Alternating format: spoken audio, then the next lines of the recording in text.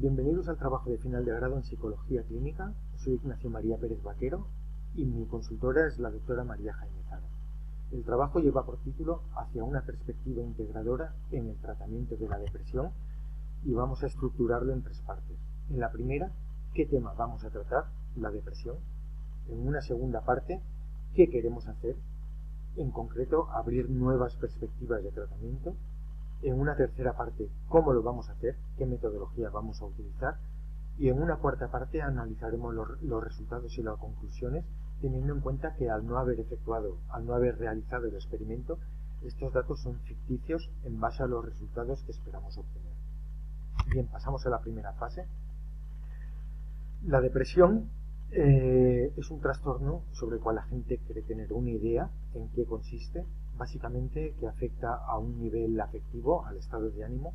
Sin embargo, la depresión es multidimensional, afecta también a nivel cognitivo, a nivel relacional e influye en todos los aspectos de la vida, académica, profesional, familiar, de pareja, etc. Por otro lado, su diversidad de síntomas hace que podamos hablar de ella como un síntoma, como un síndrome o como un trastorno, y nosotros nos vamos a referir a este último, al trastorno. Es importante tener en cuenta con qué modelos psicológicos vamos a trabajar, puesto que cada uno de ellos ofrece una etiología o explicación del origen del trastorno diferente. Asimismo, a pesar de su multitud de síntomas, no todos estos se manifiestan por igual en los mismos individuos. Su sintomatología es muy heterogénea e incluso presenta alta comorbilidad. Hay individuos que solo presentan depresión, pero en otros se presenta cursando con otro tipo de trastornos que vamos a ignorar para no complicar el estudio. Por otro lado, para delimitar nuestro objeto de estudio vamos a trabajar con los criterios del DSM-5, considerando el trastorno depresivo mayor e ignorando otros como el distímico, y centrándonos en la depresión exógena o neurótica,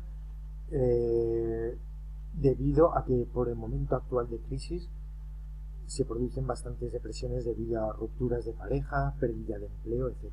Y vamos a ignorar las depresiones endógenas. Asimismo, hay depresiones que se pueden deber a etapas de la vida, como la dificultad propia de la adolescencia o la aparición de síntomas como las demencias en la tercera edad, por lo cual nuestro objeto de estudio serán sujetos de 20 a 60 años y además que presenten una sintomatología leve o moderada, ya que estamos tratando con un proyecto experimental. Queremos excluir la posibilidad de suicidio, por ejemplo. La justificación de por qué tratamos este tema.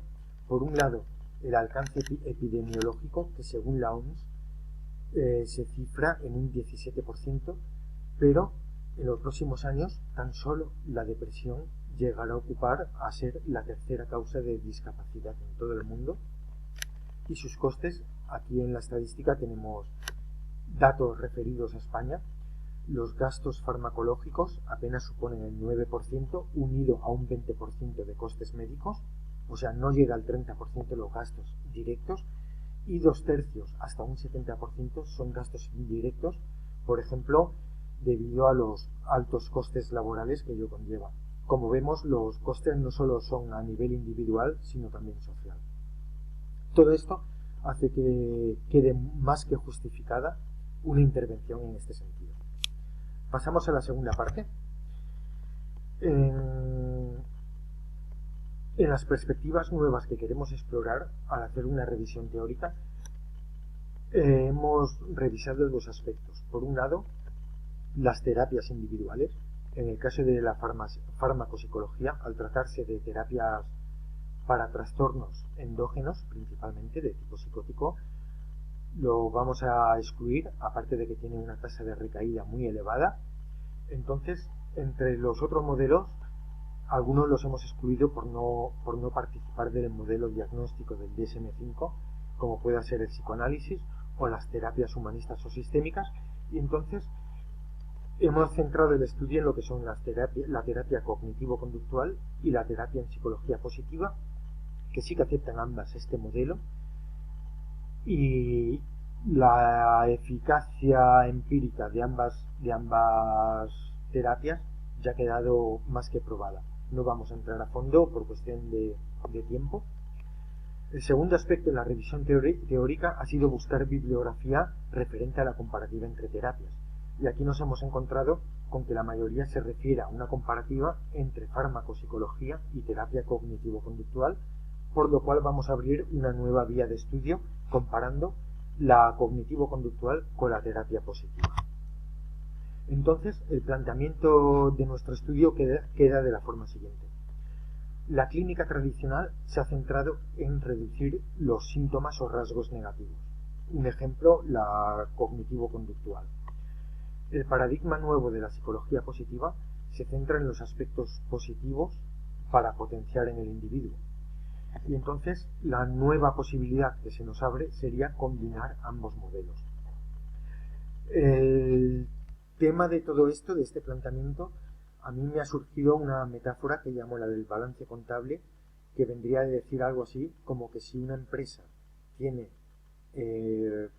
un saldo, un balance contable negativo, puede optar bien por reducir gastos, bien por aumentar los ingresos, pero también habría una tercera vía que sería reducir gastos a la par que amplía ingresos, con lo cual su saldo contable se sanaría más rápidamente. De esta forma, creemos que reducir los síntomas de la depresión al mismo tiempo que potenciamos aspectos positivos del individuo reduciría o mejoraría los síntomas del trastorno en una mayor medida. Así pues, se nos plantean dos hipótesis en este estudio. Por un lado, la hipótesis 1, verificar la eficacia de la terapia, asimismo como la eficiencia o bienestar subjetivo, aunque no aparezca en la diapositiva, para lo cual dividiremos a los sujetos en tres grupos: terapia cognitivo-conductual, terapia en psicología positiva y terapia combinada, y estudiaremos la eficacia según cada tipo de terapia. La hipótesis 2 consistirá en ver si los pacientes que han podido elegir terapia presentan una tasa de recuperación mayor que los pacientes a los que se ha asignado una terapia aleatoria, para lo cual a cada uno de estos tres grupos de terapia los dividiremos en un subgrupo de pacientes de elección o pacientes de asignación aleatoria y obtendremos los resultados de eficacia según hayan elegido terapia o les haya sido asignada aleatoriamente, que será la verificación de la hipótesis 2A. Y un segundo aspecto de esta hipótesis, la hipótesis 2B, será la tasa de abandono según el paciente haya elegido terapia o le haya sido asignada aleatoriamente. Entonces, en base a estos datos, estudiaremos cuatro variables. La variable sub 0 o inicial, antes de iniciar el estudio, será el diseño ex post facto que vamos a hacer, que significa que los psicólogos no van a poder estudiar a cualquier paciente. Tendrán que administrarle el cuestionario de depresión BDI-2 y si cumple con los criterios de depresión leve o moderada, los pacientes serán incluidos en el estudio. Los que presenten una depresión más grave serán excluidos. Esto significa que el BDI en este caso será instrumento de cribaje.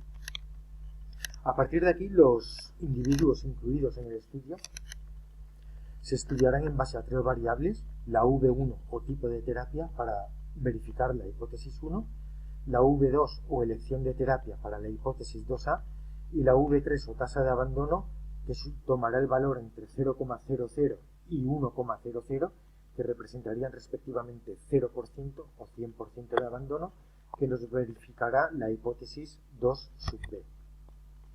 Entonces, para el método, los participantes esperamos obtener al cabo de 9 meses un número n de 300 sujetos. Dichos participantes, en base a los criterios de inclusión y a las preferencias de terapia, serán incluidos en los grupos de elección de terapia cognitivo-conductual, positiva y combinada, 50 en cada grupo, con un total de 150, y los 150 restantes les será asignada igualmente en grupos de 50 las mismas terapias, cognitivo-conductual, psicología positiva y terapia combinada, obteniendo dos grupos con 3 subgrupos cada uno, homogéneos en cuanto al número de participantes, y utilizando el BDI como criterio pre, post y de seguimiento. Finalmente, utilizaremos como instrumentos de diagnóstico el BDI, ya lo hemos dicho, el cuestionario de bienestar subjetivo para analizar la eficiencia también en calidad pre, post y de seguimiento. Como instrumento de cribaje, ya habíamos dicho al inicio del estudio, el BDI nos servirá. Y los cuantificadores serán BDI para nivel de depresión, cuestionario de bienestar subjetivo para la eficiencia y la tasa de abandono para la hipótesis 2B. Y las terapias, que serán una cognitivo-conductual basada en la reducción de creencias erróneas, la terapia en psicología positiva en una activación conductual en base a las preferencias y rasgos positivos del individuo, y la terapia combinada de ambas dos. Y en cuanto a instrumentos estadísticos, nos bastará prácticamente con una media aritmética de los grupos para verificar tanto la eficacia como la eficiencia. Los métodos en la fase previa es post facto, ya hemos dicho que nos servirá como criterio de inclusión, y una vez tengamos a los individuos, entre las fases 1-3 asignaremos individuos a cada grupo, efectuaremos la intervención obteniendo los datos post a comparar con los datos pre, y en la fase de seguimiento a los 12 meses obtendremos los datos de seguimiento que los compararemos con los datos post de la fase de intervención para ver la tasa de recaída. Y finalmente, con todos estos datos, en la fase cuarta procederemos al análisis de resultados. Con los resultados ya hemos dicho que serán ficticios, no nos entretendremos mucho, pero nos servirán para verificar la hipótesis 1, en los cuales esperamos obtener una eficacia mayor en la terapia combinada que las otras dos terapias por separado, que en cualquiera de las dos, de hecho, un índice de recaída al comparar los datos de seguimiento respecto a los post, esta vez menor en la terapia combinada que la terapia cognitivo-conductual o psicología positiva. La hipótesis 2, esperamos que la eficacia sea mayor en el grupo de elección que en el aleatorio, reduciendo en mayor cantidad los síntomas de la depresión, y asimismo esperamos que la recaída sea bastante menor, o sea, inversamente, a la inversa, esperamos que el grupo de elección tenga una tasa de recaída menor que en el grupo de asignación aleatoria. Y finalmente, en la tasa de abandono, lo mismo. Hemos supuesto que los datos en tasa de abandono serán más o menos la mitad que a los pacientes que les haya hecho aleatoriamente por mayor implicación del paciente en la terapia. Como conclusiones de estos resultados, la hipótesis 1 creemos que es plausible que se obtenga una mayor eficacia en la terapia combinada, y además es necesaria por las oportunidades que ofrece, según el estudio que ya dijimos de Vázquez, Hervás y Hopp.